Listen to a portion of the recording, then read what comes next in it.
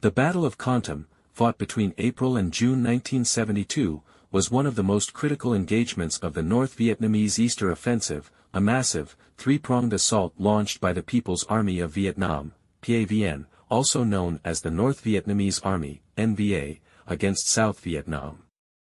Kontum, located in the Central Highlands, was a key strategic objective due to its role as a vital transportation hub and defensive stronghold.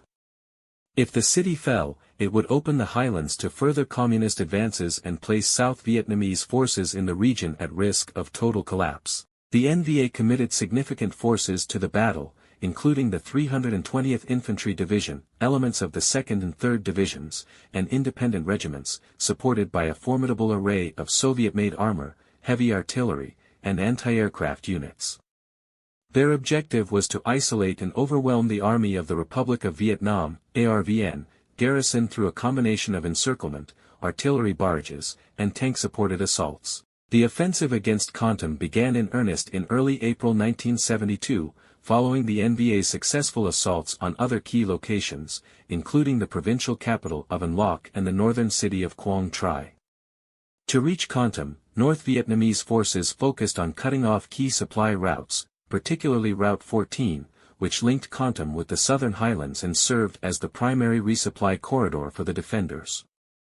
Using well-coordinated attacks, the NVA rapidly captured outlying positions, forcing ARVN forces to fall back and consolidate their defenses within the city itself. The South Vietnamese defenders, commanded by Brigadier General Lai Tong Ba, consisted primarily of the ARVN 23rd Infantry Division, reinforced by elite Ranger battalions and elements of the 22nd Division. The ARVN forces, though experienced, faced severe challenges due to the overwhelming firepower of the North Vietnamese assault. The NVA utilized T-54 and PT-76 tanks, supported by massed infantry attacks and heavy artillery bombardments, to weaken ARVN positions and demoralize defenders. The opening phase of the battle saw intense fighting around key defensive positions outside the city. The North Vietnamese launched repeated assaults on Firebase Charlie, a critical stronghold manned by ARVN Rangers. After enduring relentless artillery bombardments and infantry charges, the firebase ultimately fell in mid-April, further tightening the noose around Kontum. As the NVA advanced, they attempted to breach the city's outer defenses using armored spearheads, a tactic that had proven successful in previous engagements. However, South Vietnamese defenders, well supported by American advisors and air power, mounted a fierce resistance. The use of M72 Law anti-tank weapons by ARVN infantry proved highly effective in countering NVA armor, allowing defenders to hold key positions despite the enemy's numerical superiority. One of the defining aspects of the battle was the overwhelming use of U.S. air support, which played a decisive role in halting the North Vietnamese advance. Massive B-52 arc light bombing raids were called in to disrupt NVA troop concentrations and logistical supply lines.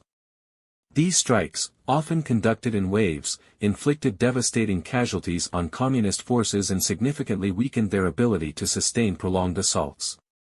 In addition to B-52 raids, U.S. tactical air support, including AH-1 Sky Raiders, F-4 Phantoms, and AH-1 Cobra gunships, provided continuous fire support, targeting enemy armor and troop movements with precision-guided munitions and napalm strikes. The effectiveness of these airstrikes severely hampered the NVA's ability to coordinate large-scale offensives, forcing them to modify their tactics and rely more on prolonged bombardments rather than direct assaults.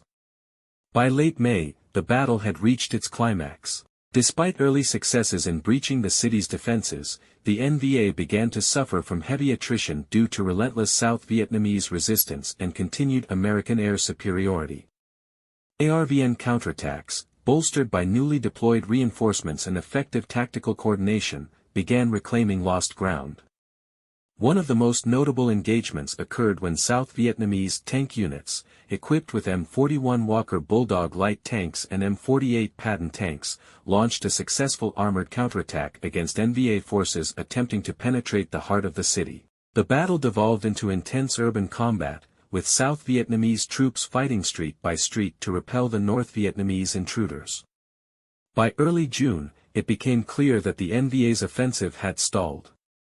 Their forces, having sustained catastrophic losses from airstrikes, ground combat, and logistical shortages, began a gradual withdrawal. The failure to capture Kontum marked a significant setback for the North Vietnamese in the Central Highlands and contributed to the overall failure of their Easter offensive. Although the ARVN had successfully defended the city, the battle had come at a high cost, with heavy casualties on both sides and widespread destruction throughout the region. The Battle of Kontum demonstrated the resilience of South Vietnamese forces when supported by superior firepower and air support. It also underscored the increasing reliance of the ARVN on American military assistance. While the battle was a tactical victory for South Vietnam, it did not change the long-term course of the war. With U.S. forces in the process of withdrawing under the policy of Vietnamization, the ARVN would soon be left to defend against future communist offensives with significantly reduced American support. The lessons learned from Kontum would prove crucial in the final years of the conflict, particularly in the lead-up to the 1975 North Vietnamese invasion, which ultimately led to the fall of South Vietnam.